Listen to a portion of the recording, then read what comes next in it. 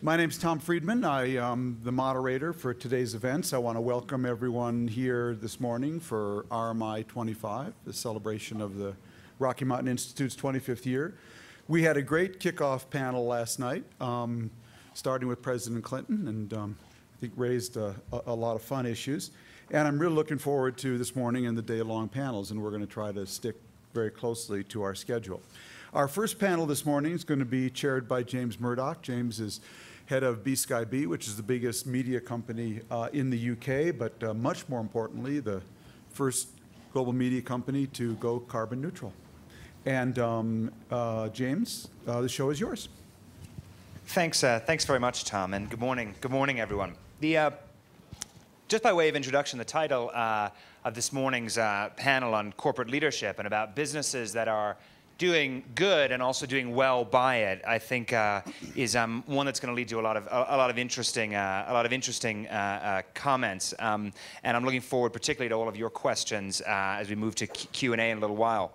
And I think one of the things we want to explore this morning is really about making the business case for action on sustainability and on sort of restorative practices. And I think we have today 5 leaders and innovators, people who are and have been taking real action, embracing, I think, a wider responsibility for business and really setting the pace for what smart firms of the next century can be and can achieve on a wider stage. So if I can just introduce the panelists. We have Ray Anderson here, the founder of Interface, the world's largest carpet tile manufacturer and a leading thinker and activist on the subject of restorative business. We have Yvonne Chenard here, the founder of Patagonia, an alpinist, activist, and philanthropist who's invested over the years in good practice and has reaped real rewards through doing so. Jeff Seabright, in between them, is with CocaCola, head of environment and water resources there. And he's had a career spanning defense, development policy, arms control, and environmental policy. And at Coke, he's led the company through a number of important milestones, from reducing its water usage ratio by 20%, I think, to committing to eliminate HFCs in vending machines, for example, among others. We have Rob Walton on the end, the chairman of Walmart. And I think, I really can't think of any other corporation whose commitment to sustainability could have as large an impact as Walmart's, with 1.9 million employees, over 7,000 tractor trailers, I think, here in the US alone. And in the US, 530 million square feet of store space. Correct me if I'm wrong. I think at Walmart, you can definitely say that energy efficiency is really big business. And on my right here is Dean Kamen, the founder of DECA Research and Development, an inventor, an entrepreneur, and philanthropist. And Dean has been thinking about and developing breakthrough technologies and products from the iBot to new power generation and water purification systems for the third world. And I have to say to all of you, it's a real thrill to have you here. And I know I speak for the audience to say how much we're looking forward to hearing your insights. Now, if I could start with you, Ray. You've described your conversion, if you will, about just over a dozen years ago as really a moment of epiphany about the responsibility of business in terms of business's impact on the environment broadly, but also about how business can be and must be a part of the solution to that and what it can achieve.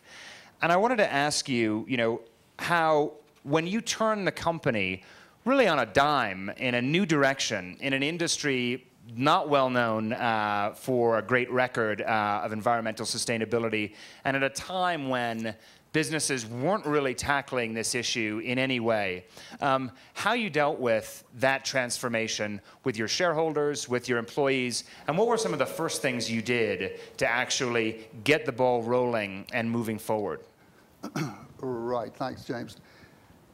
This began for us with a question from our customers in the summer of 1994, just 13 years ago, a question we'd never heard before. What's your company doing for the environment? And we really had no answers.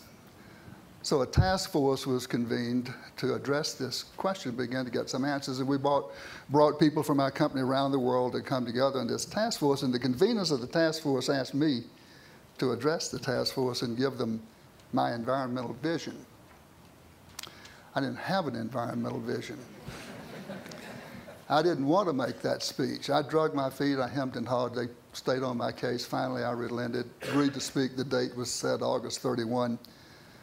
Come the middle of August, I have not a clue as to what to say. I cannot get beyond we obey the law, comply. But somehow I knew that comply was not a vision. And at that moment,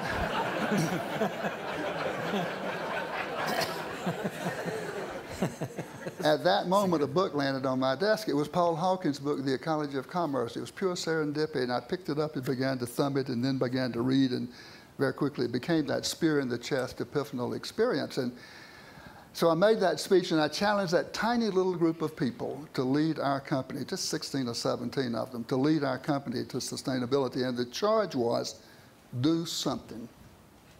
Do anything, but do something. So they went back to their businesses, and they began to agitate. And I continued to speak out and try to inject my energy into the process. And over the course of a couple of years, we began to gain some traction. And we gained traction first on the elimination of waste. We set out very intensely to eliminate the very concept of waste. And we began to reap savings very quickly on that. And we did it through teams all through the company on the factory floor. And those teams later on became the vehicle through which we began to inject some of the other initiatives having to do with the environment. Energy efficiency, a big thing. Another thing that I did early on was form an advisory team. I called them the Eco Dream Team. Amory was part of that. Paul Hawkins was part of that. A fellow named John Picard from Los Angeles was part of that. Bill McDonough. Later on, we added Janine Benyus and Bob Fox, the architect from New York. And Hawkins said to me one day, he said, Anderson, he said, just like you knew there was going to be an NFL before anybody else knew it. And you went out and you recruited all the best players before anybody else even knew there was a league. And that team helped us immensely to get our map straight. And we eventually framed this in terms of climbing this mountain, higher than Everest, Mount Sustainability. And to climb all 7 faces of the mountain as we were able to identify the different faces of the mountain. And this dream team with Amory and Bill Browning, another one of those early members, really helped us a lot. My role was to continue to inject energy into it by speaking to every possible gathering of interface people. How did your outside shareholders react to that?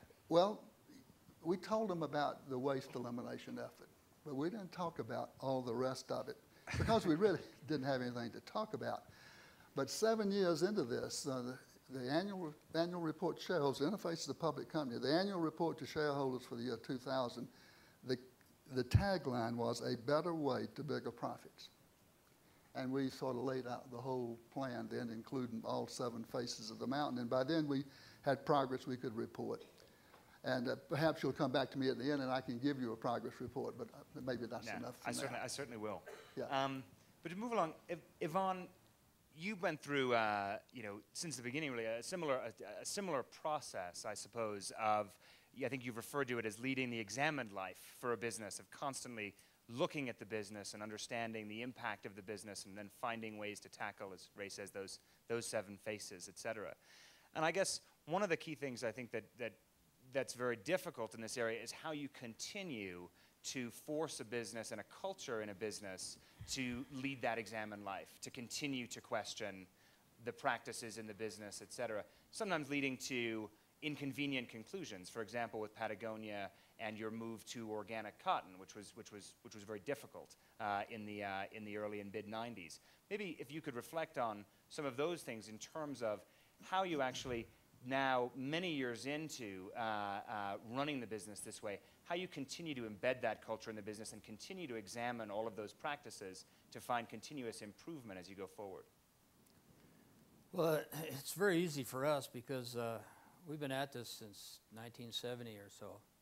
And basically every employee that I have has bought into it. And I don't have to answer to any stockholders. We consider our stockholder the planet. And so, you know, for every job opening we have at Patagonia, we have 900 applications. And so we pick whoever can do the job, and then they have to kayak and surf and climb and do all those other things, and they have to have you know, a background of working for the environment, whether it's, you know, volunteering for an environmental organization. So my 1,200 employees are all bought into the whole reason why we're in business. How many times when you engage the entire workforce in that way, how many times have they come to you and said, you know what, here's a practice that we're doing, we don't think this is living up to our vision. Oh, this Let's happens. change it. This happens every day because, you know, our environmental assessment of our practices is not the job of, you know, an office over there. It's part of every single person's job. So the ideas come from everywhere. It comes from janitors, or comes from every part of the company, because that's the reason why we're in business. We're not in business to comply. We're not in business to work on green marketing or anything. We're trying to eliminate all the bad practices that come with making clothing, because, you know, there's no such thing as sustainability, and we're polluters, and we cause waste, and so the ideas have to come from everywhere, and there's no book written on how to do this, so we've had to do it on our own. There's no consultants out there that can tell you how to green a clothing business. Right. And I think that's one of the big challenges that a lot of businesses now in a variety of areas are now facing, is that there isn't a standard blueprint for any business, let alone all of them, in terms of how they tackle it. And Jeff, maybe if I could move to you. I mean, at CocaCola, you have a very different angle, I think, than almost any other company in the world, given the sheer volume of customers and consumers globally that you're dealing with every single day, choosing your products or not choosing them on a shelf around the place. How does that sort of consumer goods at global scale, with those billions and billions of customers out there, how does that angle for Coca-Cola inform how you approach the issues of sustainability across the board? Well, thanks, James. I think, first of all, let me mention that at Coca-Cola, we don't have an eco dream team like Ray. We have something called the Environmental Advisory Board. We're a little bit more corporate than Interface. But Amory Levin serves on that board, along with Dan Esty and John Gummer and a host of other international environmental leaders. And I think the support we've gotten from Amory and from Rocky Mountain Institute has really helped us over the last several years become a much better company. To your question, Coca-Cola is really a brand company. I mean, we are one of the earliest brands in the marketplace, and it used to be that a brand meant quality. You know, it was trust. You bought a brand because you knew what you were getting. And I think what we've seen is a transformation from brands being about just trust, i.e., this is a good product, to this is good for me, good for my community, and good for my planet. And that value proposition, that total value proposition, is something that we're seeing increasingly in what the consumer expects of us as a company to deliver. It's not just delivering a juice or a water or a tea or a coffee or a cola, but it's doing it in the right way, in a way that connects with consumers and with their values. And because we are in the marketplace every single day in 200 countries with our products, we need to be responsive to those demands, to those interests, to those values. And so as we approach our work on sustainability, it's very much with that perspective in mind. I might add that I think, and I've been at Coke now 3 years, and what I've seen in just 3 years has been not about Coke, but about the world of business and how business is stepping up to these challenges, really quite fundamental and quite transformational in the sense that I think we've really reached a tipping point. I mean, there's much more to be done. But it's not just about, when we talk about these issues, you know, tunneling through the cost barrier, as Amory would say, of saving money. We can do that and become more efficient. It's not just about you know, impressing investors on Wall Street that we have our act together or motivating employees. Those are all important things. But it's about connecting with consumers, with customers, and Rob Walton's on this panel. What Walmart has done has been absolutely tremendous in the business community in terms of really moving us forward collectively. But also then companies looking back in their own supply chain.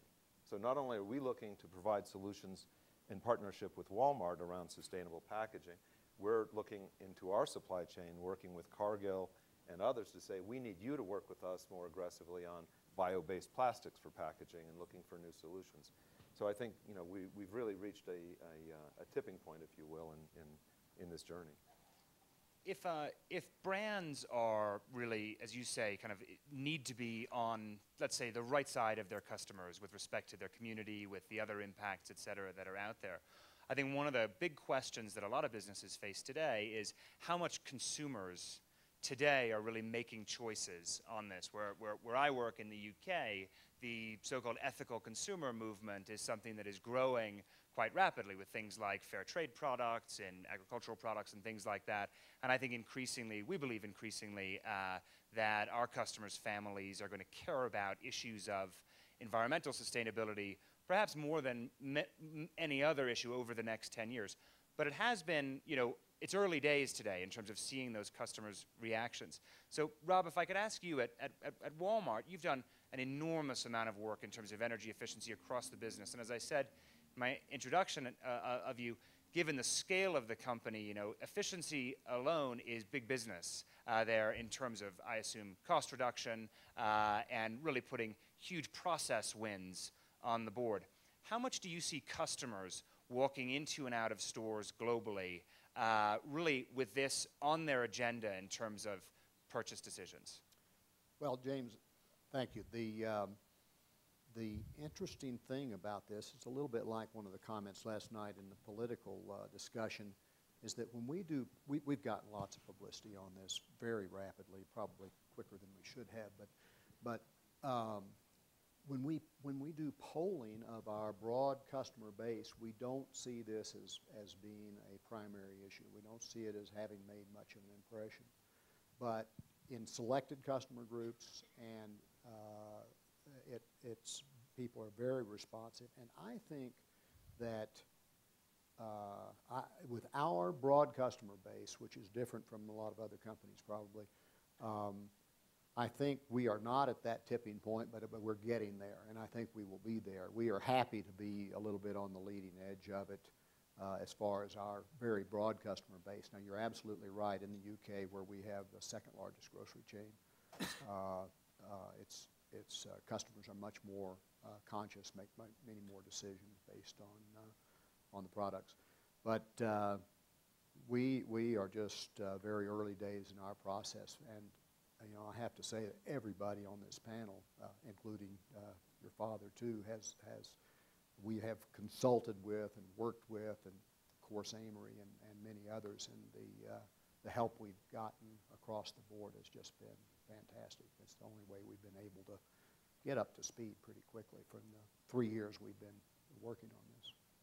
That question of, I think, velocity in terms of a big business like Walmart being able to tackle these issues, like you say, you've had a lot of help from a variety of people consulting, and in 3 years made a huge amount of progress. I wanted to explore one theme here, and if I could ask Dean, you to comment on this. You've said, I think, that venture capitalists, and correct me if I'm misquoting you, that venture capitalists have great enthusiasm but short attention spans.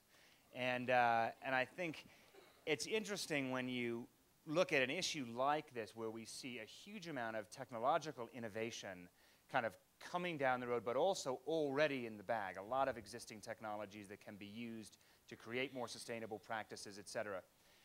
When you look at big business with real scale getting involved in these areas, how do you look at the opportunity to deploy those technologies and commercialize those technologies much more rapidly than, for example, venture capital can, looking forward down the road? Because really, when a business, and I'm thinking in particular of something like CocaCola, for example, when its future relies on sustainable water supply, for example, because that's what you make your products out of, what's the opportunity there for more rapid innovation and more rapid commercialization of technology? And how do you look at the difference between sort of venture capital and these big businesses getting involved over a much longer period of time? Can I have a different question? Repeat the question. I guess first I'll admit, in fact, I'm an equal opportunity offender. I don't think it's just venture capitalists that have a short attention span.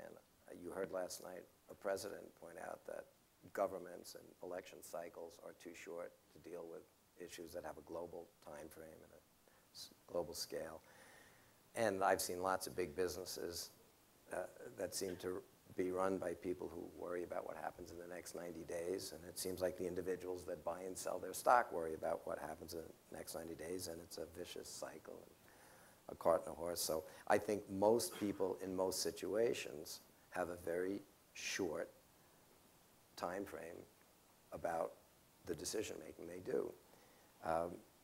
That's sort of okay for some things, but there are certain kinds of issues for which that's inappropriate. You can't educate kids in less than a generation.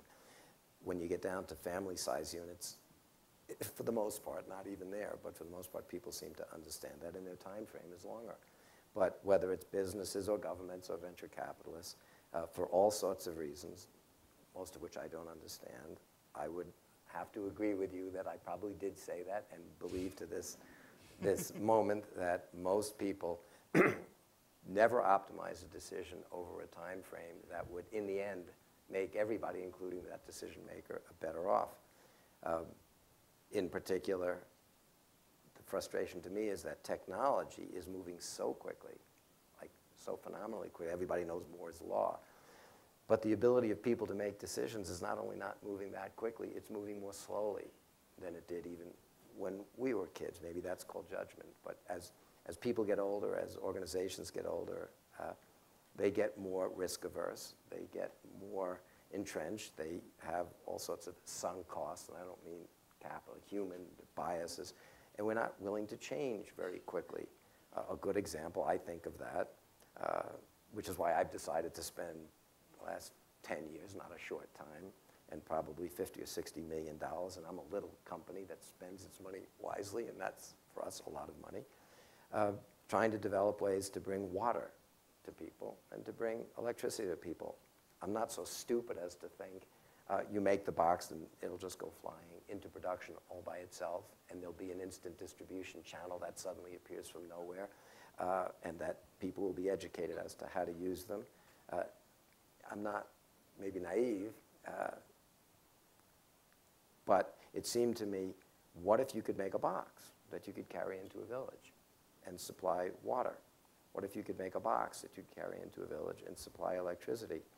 I mean, the data on this, just for all of you that may not be aware in the entirety, but 50% of all human disease, 50%, you could take heart disease, cancer, also, you add them all, everything you can name, that's 50%. And that's hard to do. It'll be solved one by one. We'll get rid of all of those at the cost of hundreds of billions of dollars a pop. We're doing a great job there. But talk about low-hanging fruit. You could wipe out 50% of all chronic disease on the planet by just giving people clean water. And you know how to do that, I think.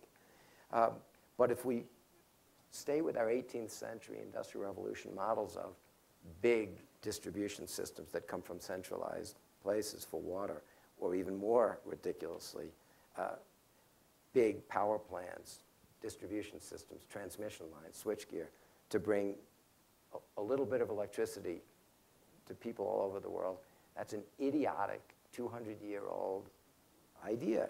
And yet 1.6 billion people, 1.6 billion people get up every morning, don't have access to clean water. And slightly less than that get up every morning, have never used electricity. We expect them to be productive and part of a global. I mean, 4 out of the 6 billion people on this planet live on less than $2 a day. They do not have the capacity to fix the problem. We do.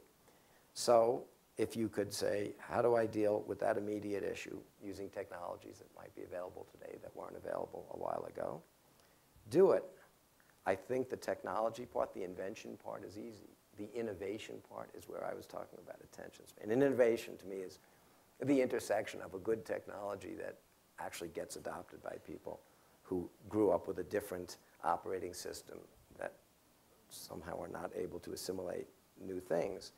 But to me, the threshold was you'd have to make each of these boxes so simple that they fit the current Western model that we don't have to know where our water comes from. It comes from the tap.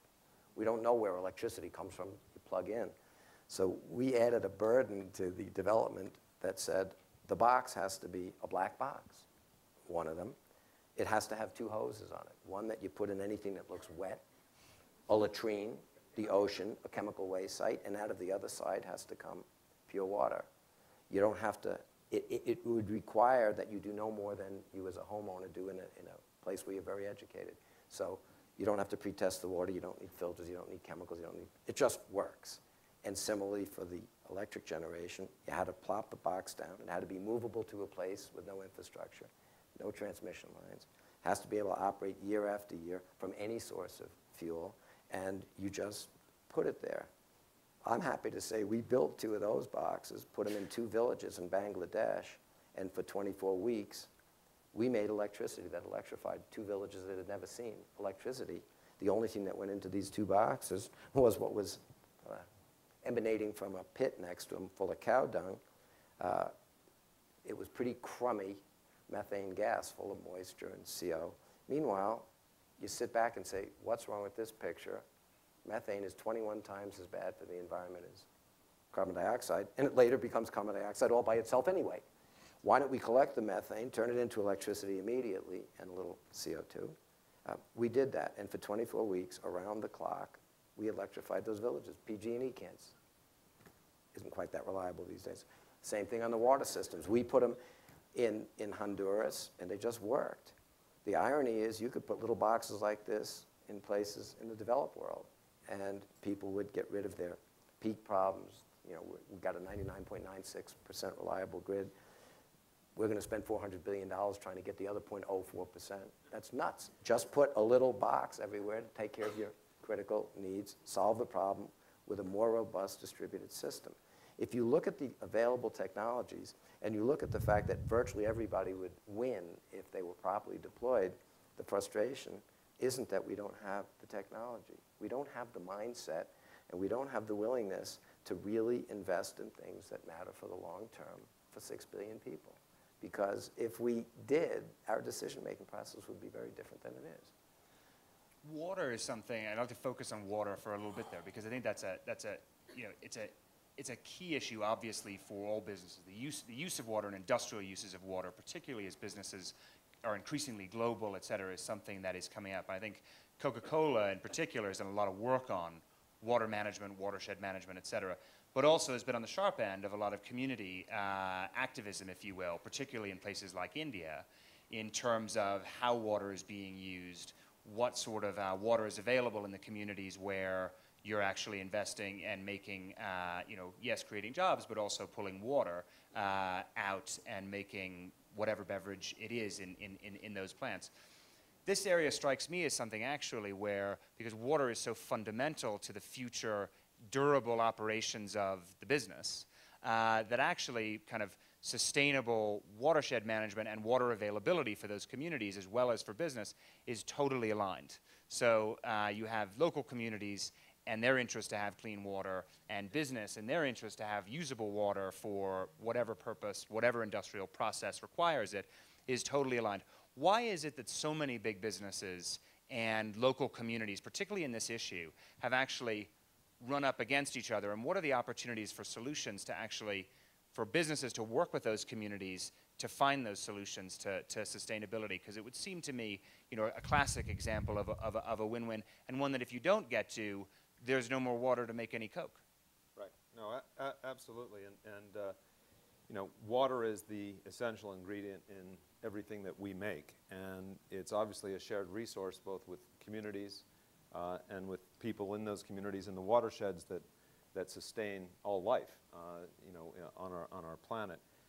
And we've really identified water as our signature issue to focus on in terms of something that really relates to our core business that we have deep expertise on, and where we can make a difference on a global issue at a local level.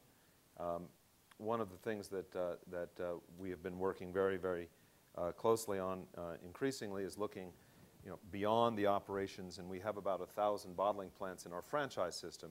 The Coca-Cola company works through a franchise model, so we have 300 partners around the world, and we work with them to advance good practices. And it really begins in our own plants and understanding how we can be more efficient in the way we use water and to treat all of the wastewater that is a result of the cleaning processes in our plants, et cetera, all wastewater treated to the highest possible level so it can support aquatic life, and we put it back into the environment. But increasingly, we're learning that we need to really understand the watersheds that sustain and nourish our operations, because we have a shared interest in the health of those watersheds.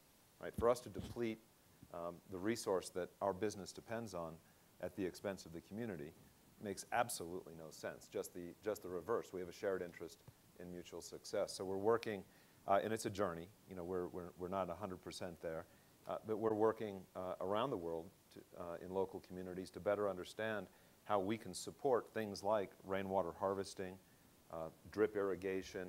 We've been in dialogue with Dean around his technology, and really looking at how we can take the footprint of the Coca-Cola operations globally and the water expertise that we have, and whether it's in Rwanda, and there are Rwandans that are making potable water in our plants. They're not people from Atlanta. How do we take this local human and financial capital and technological investment and use that to make a net positive difference around watershed management? And we've got a lot of success stories and a lot of opportunity ahead of us. Yet at the same time, I think there's still quite a lot of controversy around how big companies, particularly I think in the developing world, and I was looking at, for example, I just in the newspaper this morning, stories about Walmart in India, and the controversy there. Obviously, as big businesses go into developing markets where there are lots of sustainability issues and lots of questions around the local communities that may be more fragile than others, there's still a lot of questions here. And I think in water, for example, big businesses are often accused, and I think Coca-Cola's been accused, saying, well, how much of this is greenwash? How much of it is real? How much progress can we really make? And I guess the question is, leaving aside, for example, the efforts of business alone with those local communities, what role do you think local governments and national governments play in this? Because we see, for example, in the UK, we see a huge amount of talk about different kinds of interventions from the state into this. And I think you can trust that or not trust that, but it's something that is increasingly looming. Last night, there was a lot of talk about policy-driven solutions to sustainability issues. I was wondering, when you look at something like watershed management in India, for example, I'd like to ask other members of the panel to comment on this issue as well, but in particular with Coke, how important is it for business to get there first, if you will, find those solutions, drive things forwards, before you have a sort of monolithic intervention that can come in and maybe have unintended consequences? Or is it a good thing to have those interventions that at least creates a known playing field going forward from a competitive perspective? Well, I think, and we have had some challenges in India, and for those of you who don't know, in the southern state of Kerala, India, there was a community uprising against Coca-Cola back in 2001, 2002, where they felt that we were contributing to the lowering of the groundwater aquifers in that community. A Supreme Court case in the state of Kerala went forward, and an independent groundwater commission was formed to investigate all of this, et cetera. And the findings were that the groundwater depletion was due to a persistent 3-year drought, and that it was not Coca-Cola, because our boreholes were actually deep aquifers as opposed to the shallow well aquifers that the community was using. But the community kept seeing the red trucks rolling out the plant gates. And our guys were not as sensitive to the perceptions in the community as they should have been. And that was a wake-up call for us.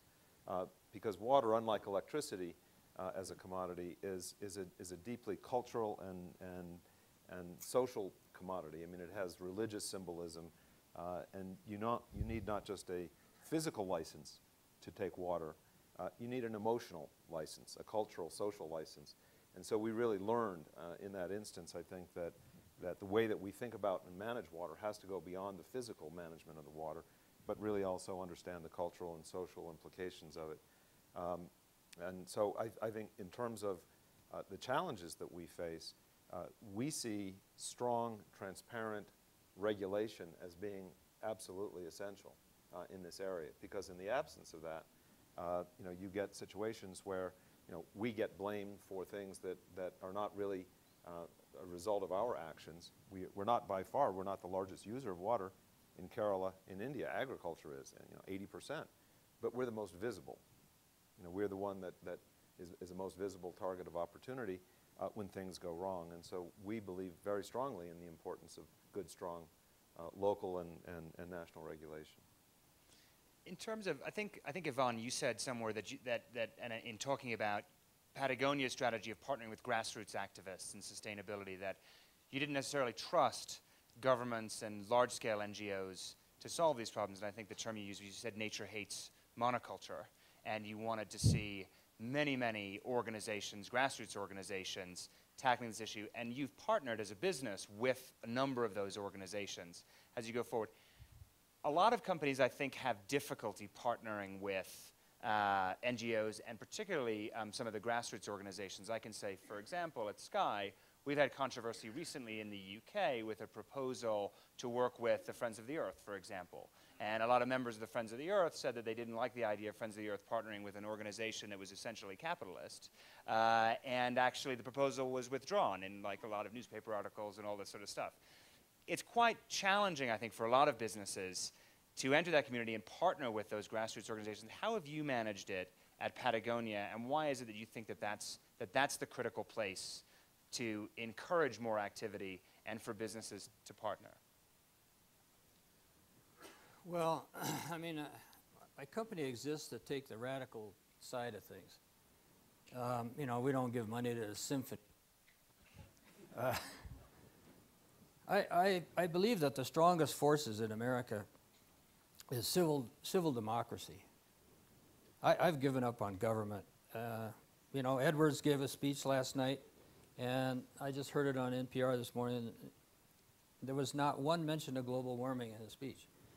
That's not on politicians' minds. They're strictly working on symptoms of society. They're not working on causes. And so I've given up on government. And if you look at a newspaper, on any day of the year, you'll see that any gains that we're making as a society is being made through civil democracy. And if you look at the history of this country, whether it's civil rights or women's suffrage,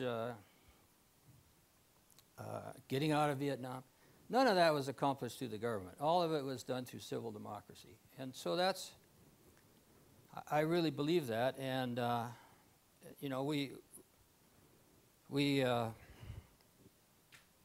take 1% of our sales every year and give it to activist organizations, and the most radical ones we can think of. And it gives, the Sea Shepherds and the housewives, that's standing in front of the bulldozers, preventing a clear cut or trying to clear up a toxic dump in their neighborhood. They're the heroes, and they're the ones that need our support, and that's where we give our money. And hopefully, it gives a little bit of courage to the public corporations and stuff, which are, real weenies. And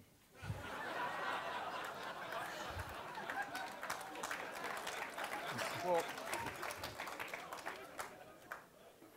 when you say giving courage, that's a good point actually, because in a vacuum of leadership politically on this issue, it does seem that a lot of businesses are now trying to step into that breach and say, and just the way that some state governments and city governments have as well, in a vacuum of federal leadership on the issue, they've stepped in to try and take matters into their own hands. And I think, one could argue that business is also doing the same thing, bringing its employees with it, bringing customers with it, et cetera. And I wanted to turn to I think the biggest public company on the panel and ask Rob, I don't think you've probably been accused of being a weenie very often at Walmart. But there is a difference between private corporations and public corporations in terms of the interests you have to deal with, the timeframes you have to deal with, to Dean's point earlier.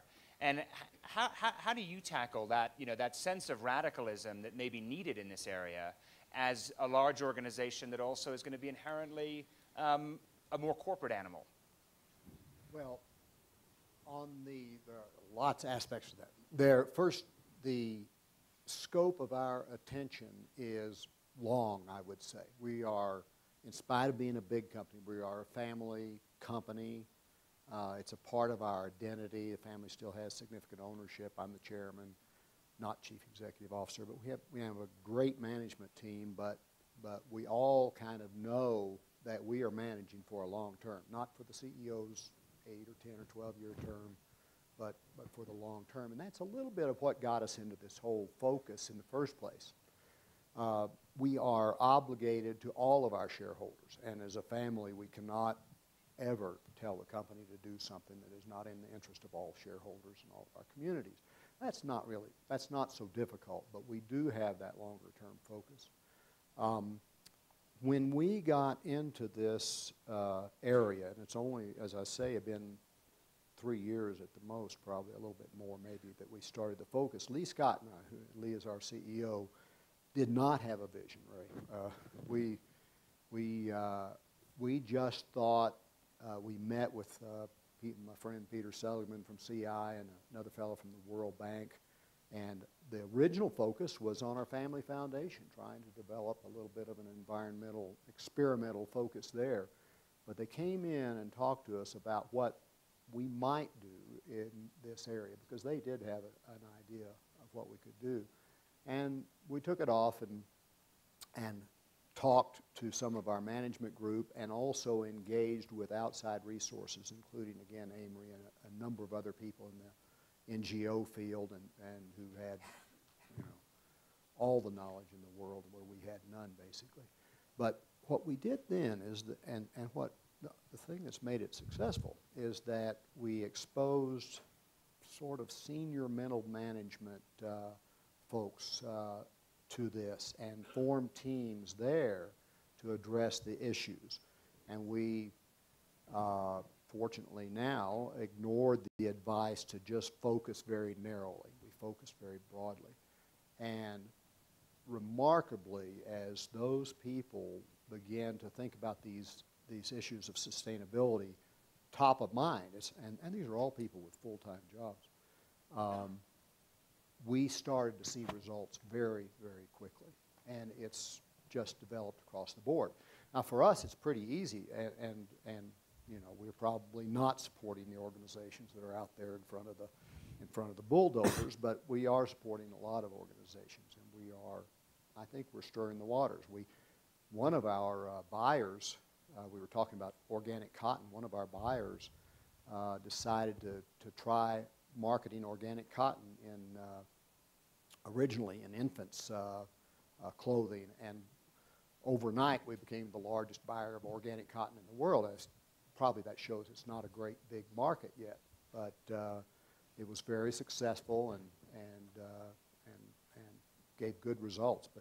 But the key thing for us, the two key things for us have been that there have been huge resources available to us as we've asked, and there is so much knowledge out there, and so many people like Yvonne and Ray that have led the way, and so it's not so hard, and there are lots of opportunities, and so it's just been good business for us.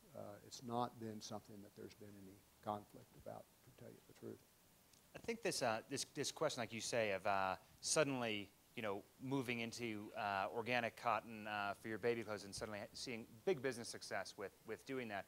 Clearly, there's an element of this which creates, we assume, a competitive advantage as well. And I think I wanted to explore that a little bit, because on the one hand, and Ray, you've spoken to I think 1,000 different audiences about businesses sort of ability to be a part of the solution and be and face up to its wider responsibilities. But also at Interface, you actually have started to consult with some other businesses to help them through this. How do you address the issue of competitive advantage in this? Because on the one hand, I mean, I know in the UK, when we started to do this, the BBC, which believes it has, you know, a monopoly on worthiness in the UK, absolutely, you know, it just didn't compute for them. It took them about a week to even figure out what was going on, and 3 years later, they still haven't really done anything. But on the one hand, I say, I think it's a state institution. It should be, you know, as efficient as it can be. It should be leading by example and all this stuff. But on the other hand, I know it's a competitive advantage for me in the marketplace to be able to say that we're leading the way to the small extent that we can in the, you know, telecoms and media business. At Interface, how do you tackle that? Because I know you believe fundamentally in the competitive advantage that it's given you, but how do you take that going forward, dealing with, you know, the rest of the carpet industry, for example? In the beginning, I really felt that we probably should share everything we learned with our competitors. That was the right thing to do. But my dream team hemmed me up one day and kind of put me in a corner, and they said, Anderson, listen, it's very important that Interface succeed at this. And the way you will succeed is at the expense of your competitors. You've got to create a competitive advantage here that's demonstrable to industry everywhere. Because if you got the whole carpet industry clear to the top of that mountain, zero footprint for the whole industry, it's a drop in the bucket. It's, you know, 1/4 of Rob's sales exceed the whole carpet industry in a year. So I bought into that. We really do have to create the competitive advantage, and it's true. We have indeed. The business case is crystal clear. Our costs are down, not up. And that dispels that myth about this false choice between the economy and the environment. The waste elimination effort alone has brought $350 million of cost avoidance. And that has more than paid for everything else that we've undertaken in this journey.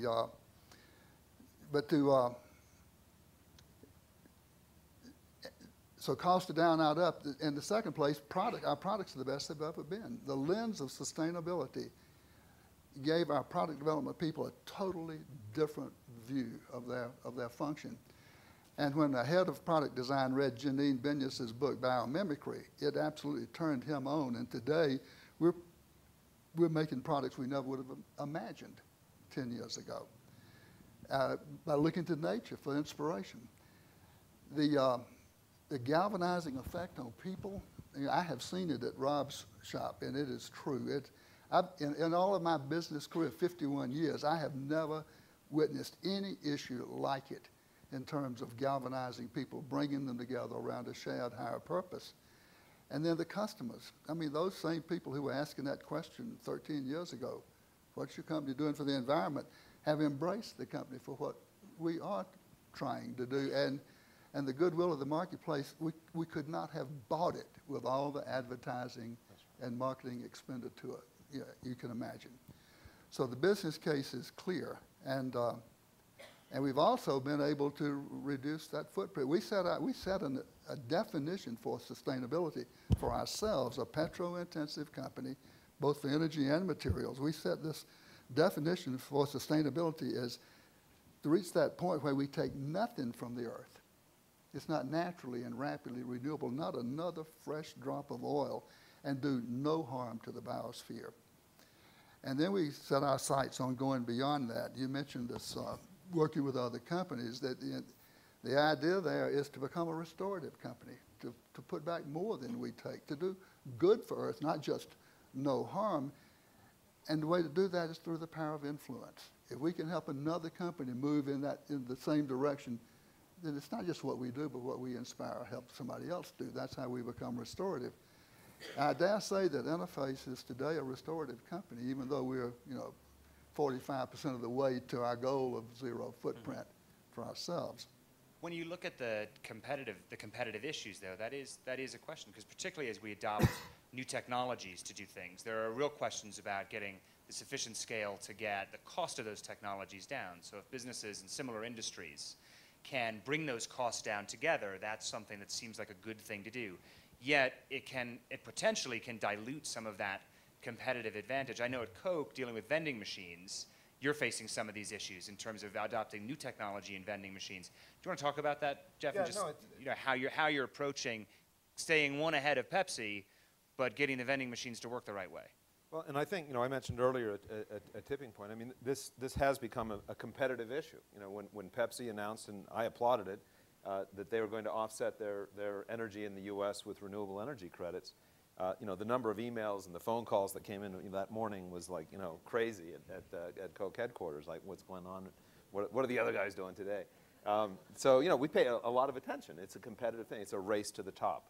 And that is a very good thing for the planet when business has that sense of competitive instinct around how we can compete, fairly and robustly around these issues.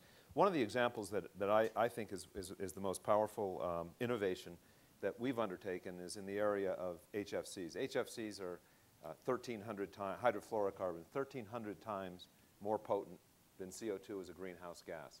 It is the replacement for CFCs, chlorofluorocarbons, in refrigerant equipment around the world. And Coke has a lot of cooling machines in our operations around the world.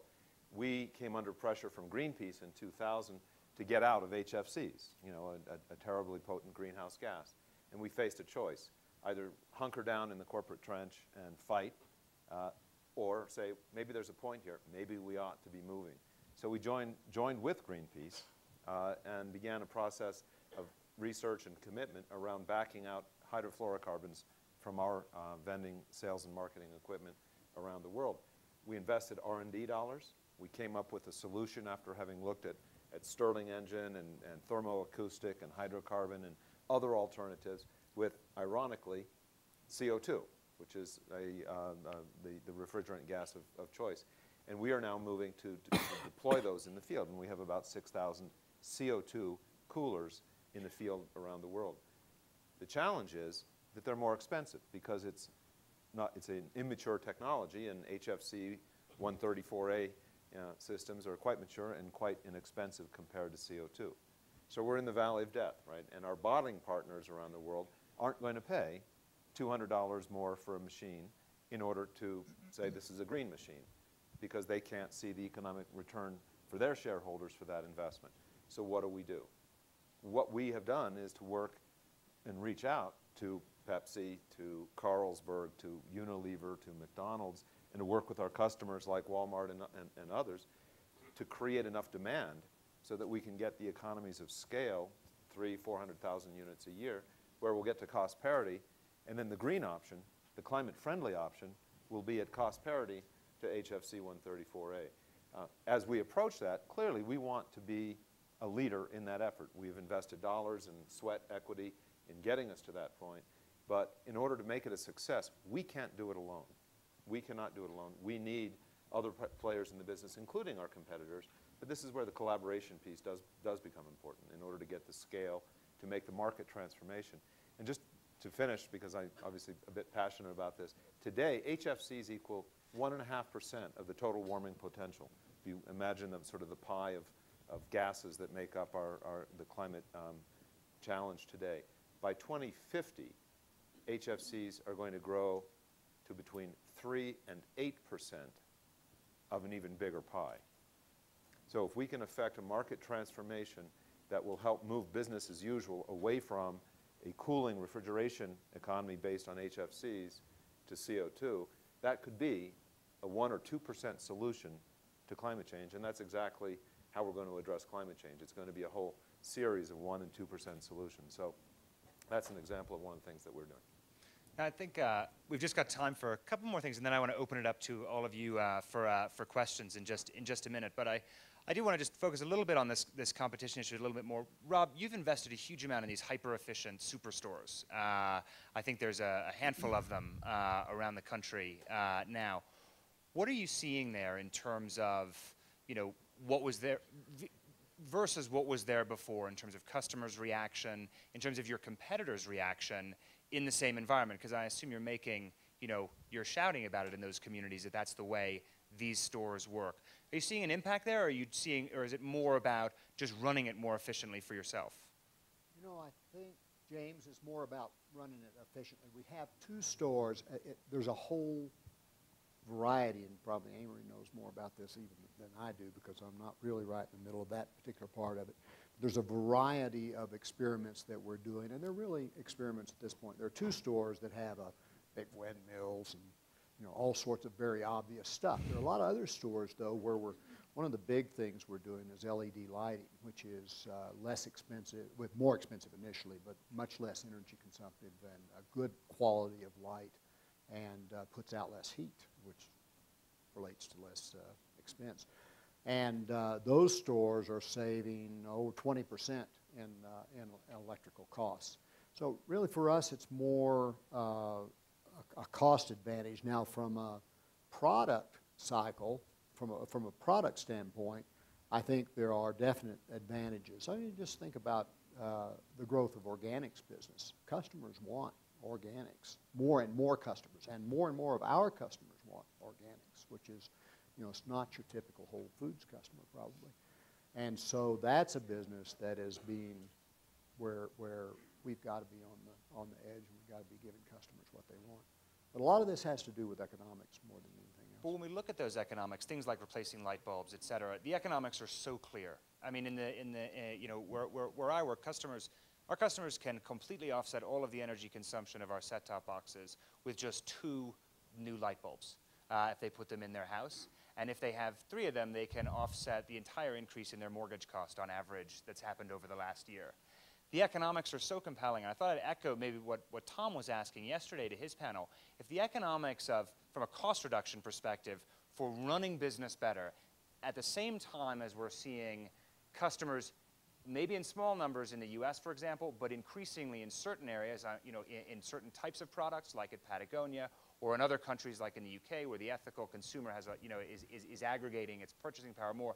If the economics are so clear, what is it exactly that's holding us back? Why is it that businesses across the board aren't adopting this more? Now, we are seeing a lot of examples of this. We're seeing more.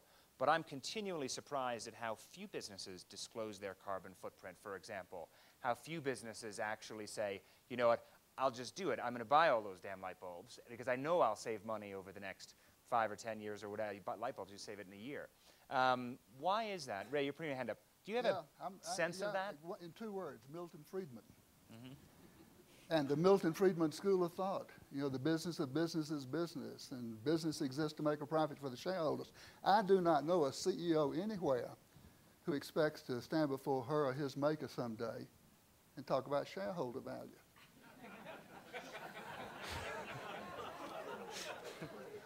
or market share, or clever manipulation of a gullible public. You know, business makes a profit to exist. It's not the other way around. It doesn't exist to make a profit. It makes a profit to exist, and it must surely exist for some higher purpose. Do you have any views on that, Dean? Well,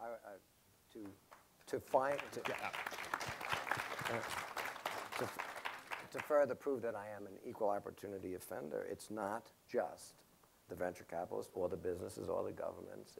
It would be disingenuous for us to sit here and make the irrational assumption that people are rational. And you sit here and say, well, why wouldn't people do this for the set box? Because it's not just those institutions and individuals, it's all of us tend to make short-term decisions that meet what we want, not what the world in the end might need. And the only good news here is that more and more people have decided that they're short-term. They feel better because they've seen out through the internet and other things, you know, the polar caps going away and this and that going away. But they'll buy that LED. They'll do all the things that in the end were doing good while doing well because they personally have a different perspective because they have information. But, I mean, the idea that we're blaming government and business and the weenies for all of that is, it's disingenuous. I mean, everybody in this room is reasonably successful. I suppose everybody in this room would be unwilling in your heart of hearts, if you had a vote alone and nobody could see, to reshuffle the deck of life and luck and start all over again against 6 billion people. You like stability. You like systems that give you a lot of the things that we take for granted. And you like buying stock of companies that in 90 days will do what you told them. And you like buying tube socks, 12 pairs for $1.19. Well, how do you think they got made? Where do you think? Well, I don't know. Well, but we all like to make short-term decisions that give us what we want. But more and more now, again, mostly due to technology, what's being pushed in our face are the consequences of those decisions. And those consequences are now being realized by so many ordinary people, as you point out, that ordinary people who always dictate what the world is going to do are now willing to make more of the intelligent long-term choices, and they are pulling along with them, therefore, the business and political leaders to make the right decisions. And as a consequence of that, it becomes good business to do the right thing, and that's the hope of the world. And it will happen, but not because irrational people suddenly became rational, but because what they want and what they need and what they feel are the right things to do start to intersect a path that makes sense. One of the problems I think that we all have to deal with is, to the extent that those weenies are out there, they are way better at delivering these solutions once we come up. I mean, CocaCola, in the wave of its hand, could put more boxes at that last mile than any other institution I could go to, government, NGOs, or otherwise. Walmart, in choosing what to sell and how to sell it, could have a much larger impact. So instead of one group vilifying the other, everybody ought to look at, who brings to the table the right skill set such that it becomes a win-win for everybody, because as somebody here said, we're either going to race each other to the top or we're going to fall together. Yvonne, you wanted to chip in there, and then we'll open up for questions? I think business has a responsibility for not only how it makes its product, but for the product itself. I think, if you wait for if you're answerable to the stockholders, or if you're answerable to your consumer, you're going to end up like Coca-Cola putting, corn syrup in all their Coke because it saves, 3 cents a bottle or whatever. And yet it's a major cause of, corn syrup is a major cause of diabetes in America.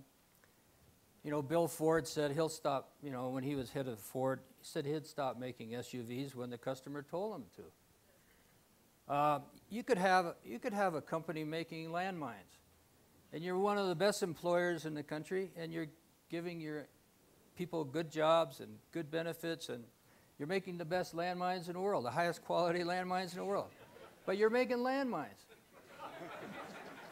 And you're going to say, well, we'll stop making landmines when the consumer of landmines tells us that they don't want it anymore. I don't believe that. I believe business should be proactive. The real Coke freaks, smuggle their Cokes in from Mexico because it tastes better because it's made out of cane syrup. And imagine if Walmart said to Coca-Cola and Pepsi, look, we don't want to carry your product anymore until you get rid of that corn syrup. It could change, they could do that to Kraft.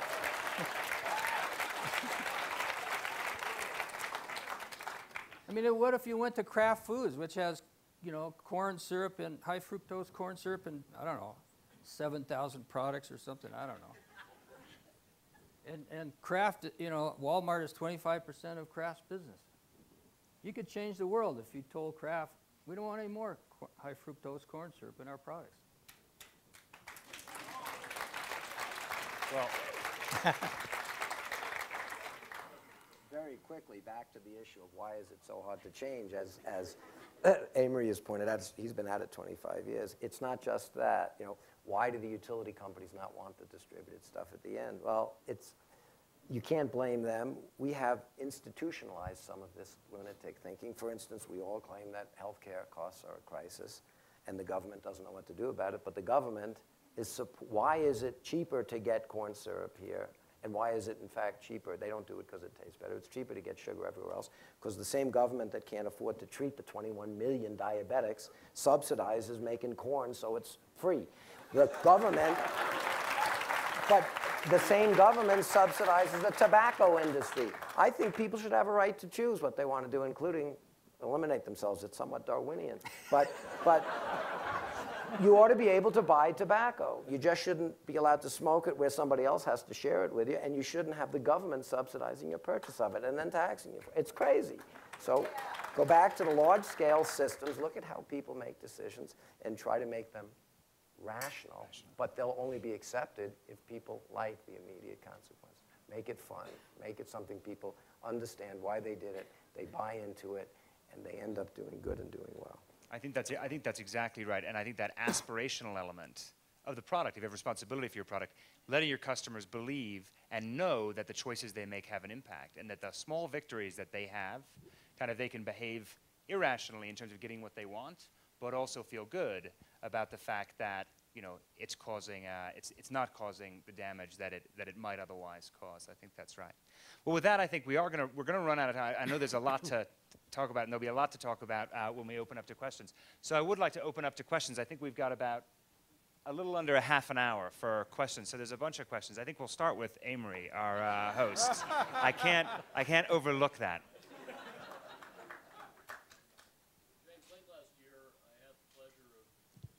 Do we have a microphone? We don't? Here, you want me to? Thanks, Jenny.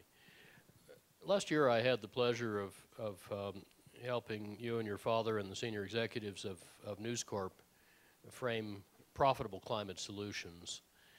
And News Corp seemed to me an especially interesting partner to talk to because of scale, much like Walmart, and because of, for example, the leadership that you introduced, taking your company climate neutral, and that's a journey, but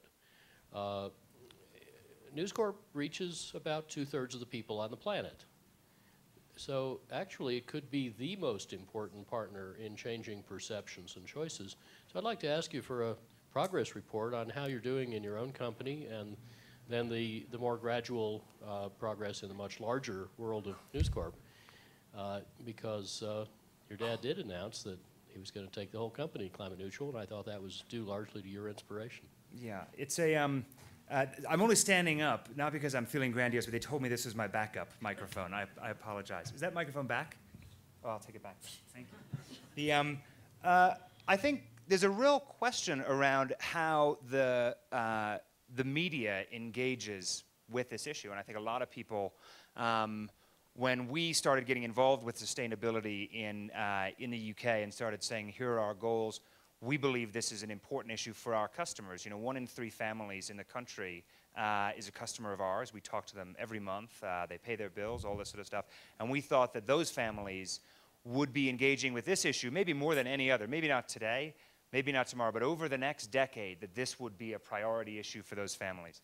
And that led us to say, listen, we better do something about this, or at least we can't afford to be on the wrong side of this, because we will not be rewarded with their custom if we do that. So it was pretty straightforward for us, and our progress is going reasonably well from an operational perspective. We've managed to reduce the power consumption in our set-top boxes by about half. We've managed to reduce our actual site-based emissions by around 25% in the last few years, and that's all kind of going well. The bigger issue is how the media properties themselves engage with the issue, and I think this is a real challenge. We use our direct marketing capability and things like the engineers that go visit people's houses to talk to them about climate change and stuff, and I feel comfortable telling my 1,000 engineers, I have 3,000 guys in trucks going around, saying, give them the light bulb, show them what it does, tell them that it saves them money and all this sort of stuff, and we've done trials like that. It's a very different thing to tell the political editor of Sky News that there's a line, right? And I think the sanctity of the independence of the news media is something that we have to be very, conscious of in this context. So while I'm very pleased that Sky News has actually done a huge amount of work in terms of covering climate change, and it has dedicated climate, climate science reporters and things like that, and a correspondent who does this stuff, and I make sure I give them the budget to do that sort of thing. I can't tell them what to do, but I think the media generally has a big responsibility in this, and I think it's very dangerous. I was talking to Tom earlier, I don't know where he's gone, but you know, it's very, very difficult when you look at this in terms of, you know, how customers are engaging, and they can turn on a television channel, any television channel, read any newspaper, and believe that there's still a debate about the science, right? And they can sit there and somebody can say, listen, we're going to be, you know, this is totally balanced. This happens in the UK all the time, right? The BBC goes, we're going to be totally middle of the road. We got one guy who represents 99.9% of the scientific community, and we have another guy who represents Exxon. And we're going to say, we're going to have a debate. It's great. And I think that's really dangerous, frankly. And I think there's a responsibility that frankly, a lot of the press hasn't gotten onto here, which is about really ultimately making a judgment rather than believing in the sanctity of their role as professional skeptics. Because I don't think that is the role. I think actually people look to the press for judgment. To see what is the real story here. And I think there is, you know, if that can happen, there's a huge impact that can occur. And as for the News Corp stuff, I mean, it's going apace, but it's a hell of a challenge for a business that's as diverse as news and as global as news, but as different in each place as well. But I think they're doing a great job. And the people in the organization at all levels are providing leadership, down from the, you know, the guys who in the edit suites in Fox who are sending me emails about an idea about X, Y, or Z. One of them wanted to, I don't know, they have some crazy ideas, but it's good stuff. And to the leadership of these businesses. But I think the media has there's a real question about how the media covers this issue. And it's an important question if we're going to get to solutions and to widespread customer kind of driven interest and ultimately creating the political will necessary for politicians to say we're going to do this. I don't know, does anyone on the panel, I mean, the media is kind of, everyone has an opinion about the media. Does anyone want to add to any of that? Nope. Stay away from it. The taxi company's great and growing fast. Well, I'll tell you an example.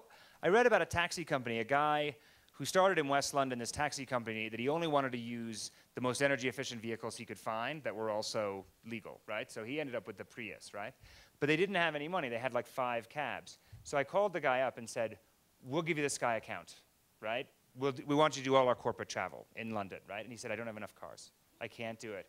And it was great, actually, because what we were able to do, we said, we'll use you where we can, but we'll also loan you the money to buy the cars, because we know we'll use the demand. We'll create the demand for the cars. He was able to create a whole fleet. I think he bought like 80 cars or something like that, meet our demand, and then suddenly he was able to pitch for business from a lot of other bigger clients out there. And now they've created a real new competitor in the taxi business in London, and we got our money back, and he's got a new business, and there are lots of other companies using it. And it just takes, and I don't know what my shareholders would have thought. I didn't ask. It was just a taxi deal, right? But you just say, it seemed like the right thing to do, and it's been great. And everyone who uses those taxis now gets a little thing on Sky in the back pocket, because they do that for me.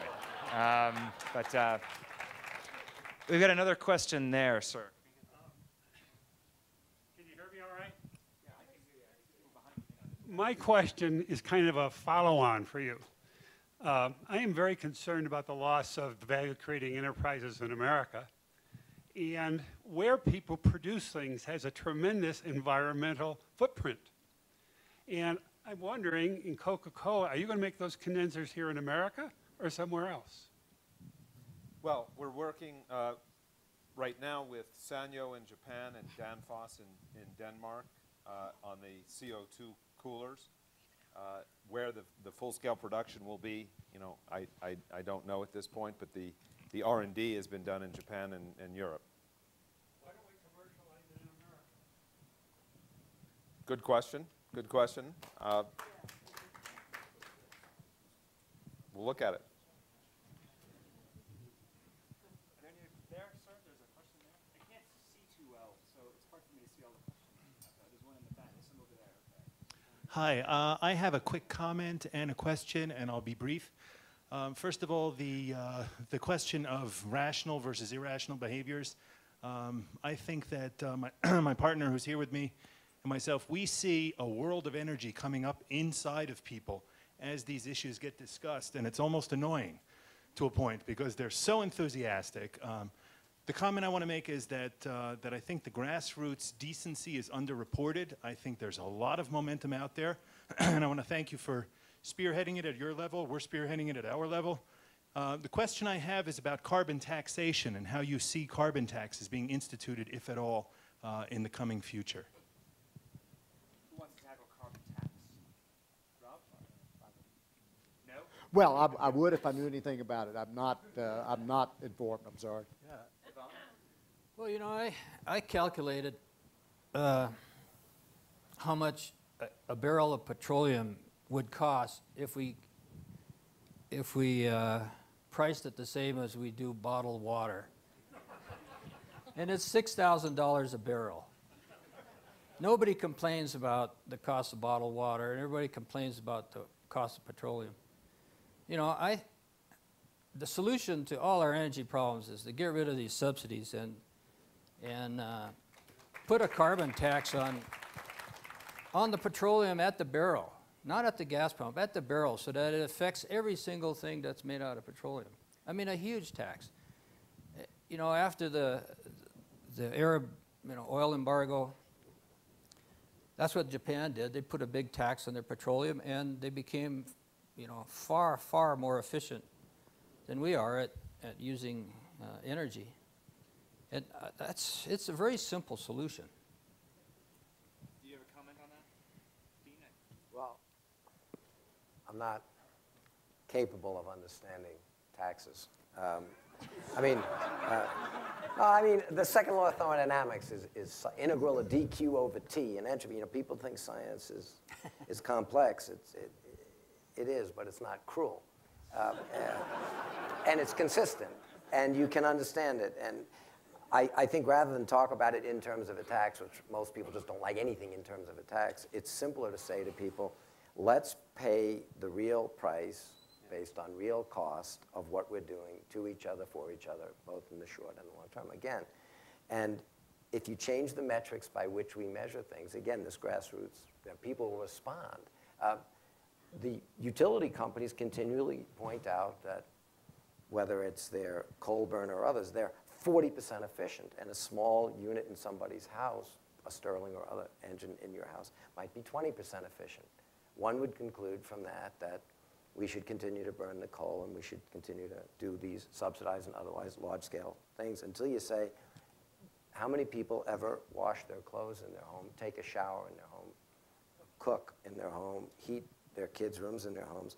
And if you produced your energy in your home and you only did it at 20% efficiency, the underlying assumption there that they're not telling you is the other 80% was going into heat.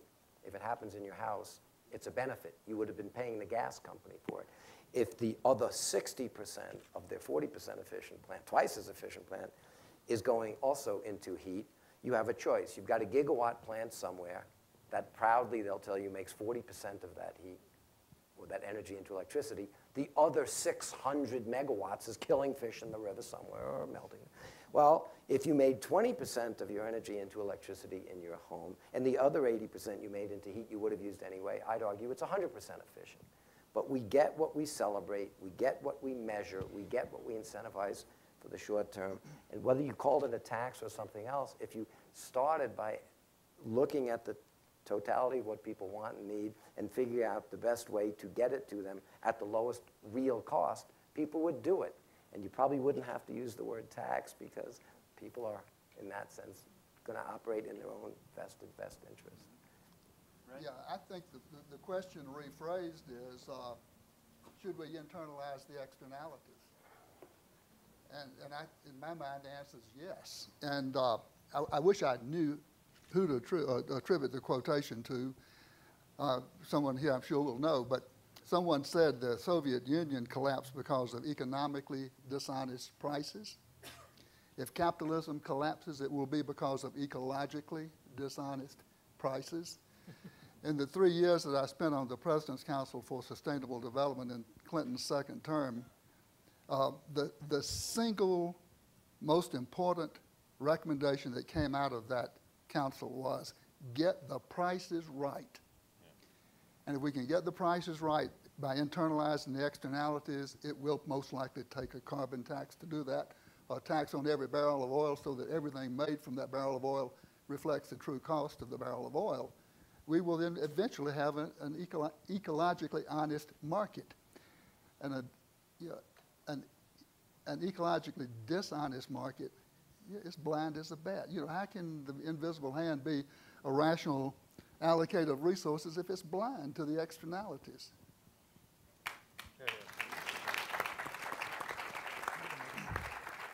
There's a question in the back over there. Can we pass the microphone over to the... I can speak loud enough. Can everyone hear you? Okay, yeah.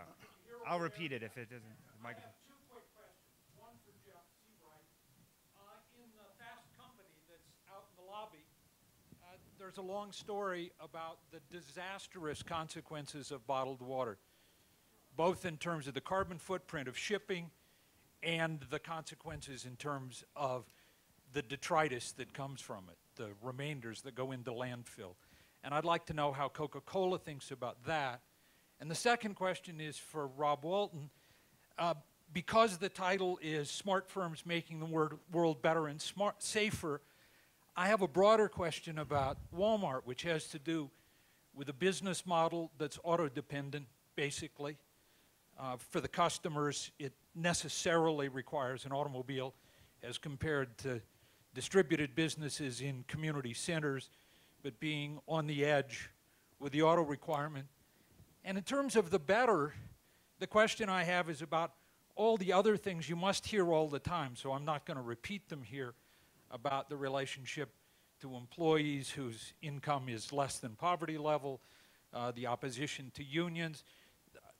Better implies, to me at least, more than ecologically sound. It requires what the President and Amory talked about last night, about sort of putting our arms around each other and all supporting each other, not creating, as I'm sure it does, better value for the stockholders to reduce costs, but does it produce better value for the community, the model of Walmart? And I'm sure you've been asked that before and have an answer, so I'd be interested to hear it. Thank you. Jeff, you want to go first? Yeah, sure. Well, thanks for the question on bottled water. Obviously, bottled water has become a major issue. We've seen a lot of it in the press recently, and we take the issue very seriously. And I think it kind of exists on two levels. One is the actual issue of the impact of bottled water. What is the environmental footprint of bottled water? And then secondly, what is the issue in terms of sort of a symbol, if you will, of unsustainable consumption? I mean, that's the deeper issue behind, I think, some of the concerns. Just going to sort of what we're doing and how we're looking at it, we've done a carbon footprint analysis of our products here in North America and in the UK, and looking at bottled water in particular. And because we are a franchise system based on local production, we don't have a lot of embedded carbon in the transport of bottled water. We produce locally. Most of what we manufacture, the Dasani, et cetera, travels 50, maybe 100 miles at most to its ultimate point of sale. So it's not Fiji water being flown 7,000 miles away. So our business model is somewhat inherently more local in the way that we're set up. The real issue from an environmental point of view, I think, is the packaging and what the environmental footprint of the PET that results from that. And we're addressing that in terms of our role. And we have about 25% of the bottled water market in the United States today. One is designing for recyclability. We make take a lot of care to make sure that the bottles we put in the marketplace, and I have to fight sometimes against the marketing guys to make sure that the bottles we put in the marketplace are recyclable. And right now, PET is being recycled at the rate of 23% in the United States. Pitiful compared to Europe and other places. Aluminum is at 50%. There's a lot more that we can and we should do. We're also lightweighting the bottles. The Dasani bottles that you'll see in the marketplace this year will be 30% lighter, have 30% less weight and less material. We're also working with communities on increasing recycling, curbside recycling through Recycle Bank, and I don't have enough time to go into great detail about some of these programs, but Recycle Mania, Recycle Bank. We've just created CocaCola Recycling Corporation with our bottling partners here in North America. So we're really looking to expand aggressively our role in bringing this material, which is valuable feedstock, back to our business with a view towards bringing 100% of it back and giving it another life. And then lastly, we've been making capital investments around the world, and we'll be making further announcements here in the U.S. around what are called bottle-to-bottle PET recycling plants. We just opened one in Mexico that I was at last year, which takes recycled PET bottles and turns it back into PET bottles. And you can blend the PET back in with the virgin feedstock. So the real challenge, I think, from our point of view, from an operational point of view around bottled water, is to focus on the carbon footprint and the recycling of the PET. We believe that it's a valuable choice for consumers in terms of portability and convenience. It also is a great backup against municipal water supplies when there's a disaster. We provided something like 30 million bottles of water in the aftermath of Katrina because there was no potable water available in municipal systems because of the disruption. So that's what we're doing on bottled water. Rob, do you want to tackle the second question? And I think we've just got time for one more after that. Got to show up there. My fluffy. It's a hard question, so I'll use a soft friend here to answer. And this is on bottled water. This is made, the stuffing in this is made from recycled bottles from plastic. There's not enough supply of it, exactly what you say, Jeff.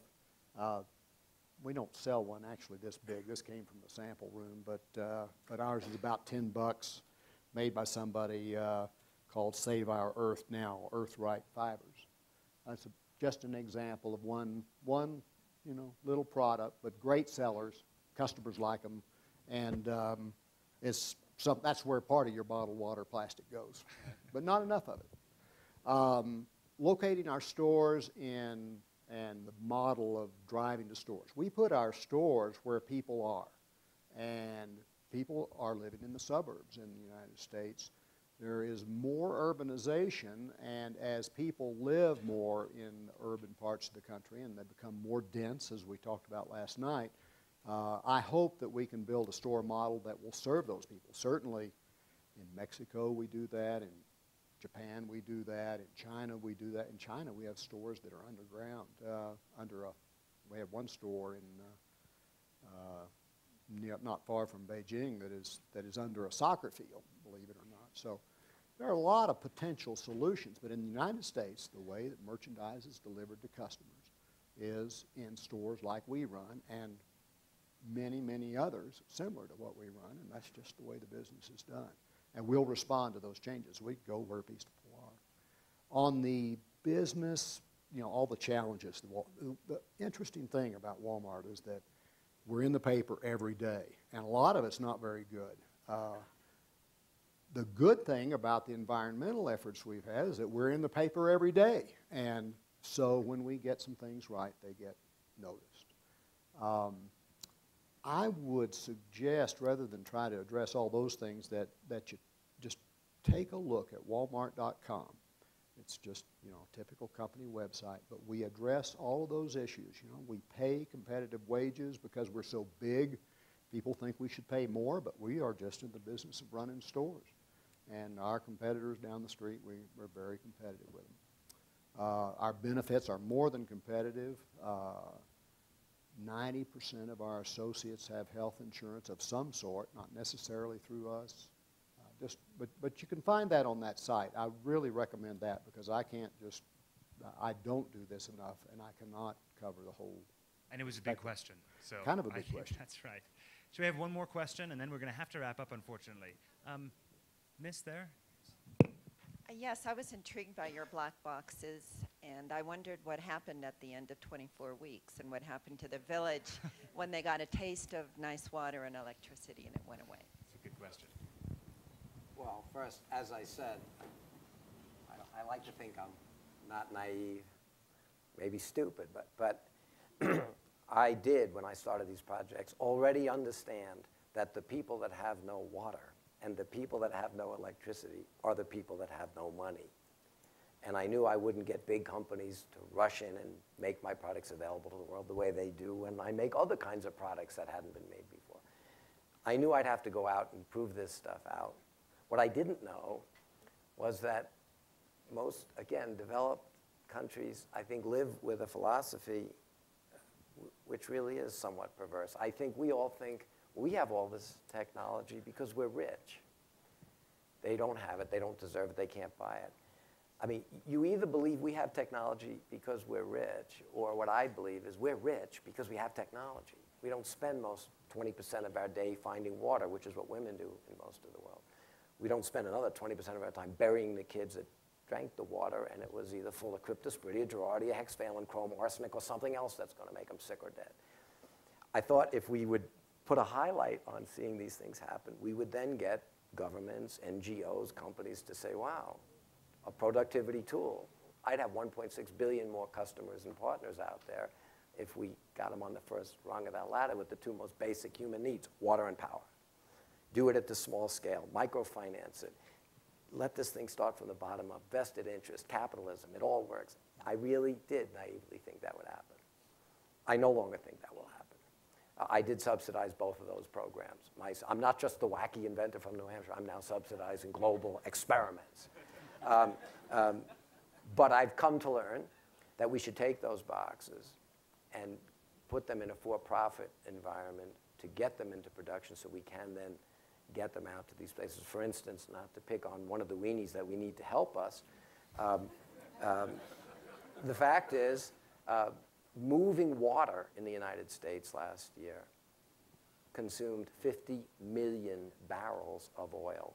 Water weighs 62.4 pounds per cubic foot. The lighter weight container doesn't help you, even if you're just putting it on a truck to move it 50 miles. And you move it to stores where you're basically moving somebody's tap water to somebody else. It's not a useful use of energy. And the fact is, if you could take a box, like we talked about, put it in these locations and even make absolutely good water out of the stuff that's floating around after Katrina, you wouldn't move the stuff. You do it very efficiently. And the same thing with the little sterlings. We believe that working with utility companies to, again, let them benefit by putting things around in the developed world where people can afford it and now want extra reliability.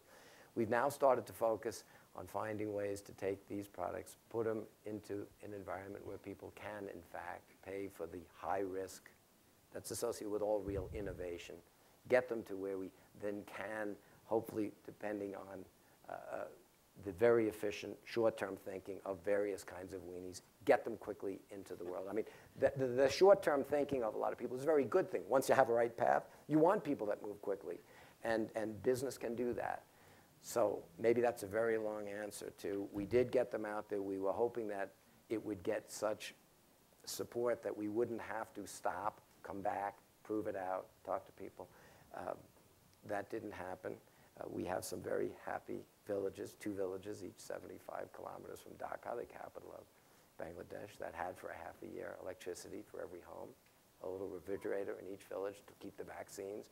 We did have the village in Honduras where we at least proved that despite people saying it's cultural, it's all these other things, people won't like water if it doesn't smell the way it used to smell. The fact is, people loved this. Kids were getting up at 6:30 in the morning to come to school, to come to this stuff before they went to school. And as the president said last night, we decided that if the only people you'd give the water to were the kids going to or from school, then the parents would have a very strong incentive to have the kids go to school.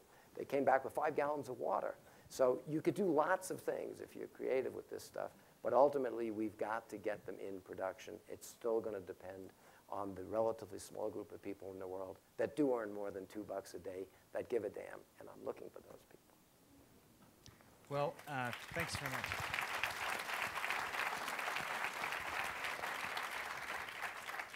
Unfortunately, we're going to have to wrap up there. But I want to thank all of you for those great questions. I'm being waved at. We're stopping now, yeah. That's what I'm saying. Yeah. They just told me we had to stop, which is what I was saying. We're about to stop.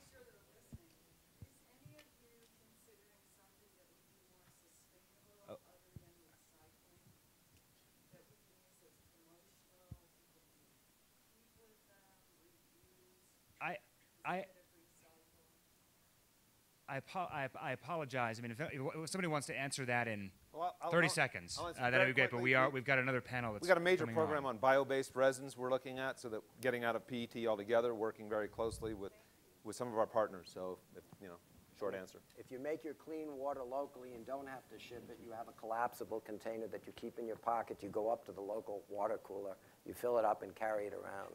You're done. So it's in the pipeline. Ray?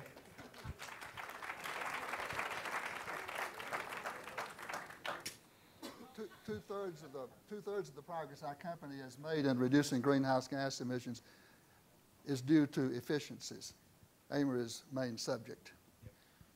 Well, with that, I want to thank all of you for your great questions, and particularly if you join me in thanking the panelists for contributing like this.